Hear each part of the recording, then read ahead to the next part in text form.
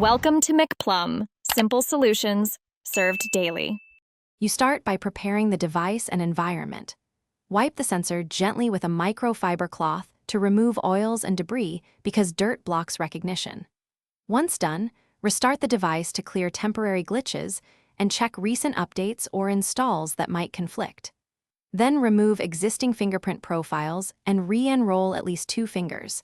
This ensures the scanner captures fresh, consistent data. Make sure your fingers are dry and positioned naturally during enrollment, so the system learns reliable patterns for future unlocks. Next, dive into system-level fixes. Open biometric settings and confirm permissions, lock screen options, and that biometric unlock is enabled.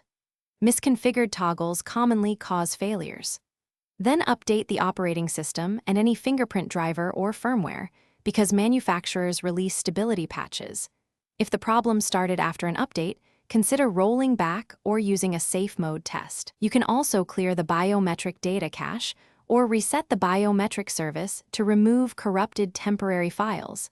These steps address deeper software conflicts, preventing recognition. Finally, verify hardware. Boot into safe mode and test the sensor to isolate third-party app interference and remove any case or screen protector that misaligns the sensor. Inspect the sensor area for scratches, loose connectors, or moisture. Physical defects often require component replacement.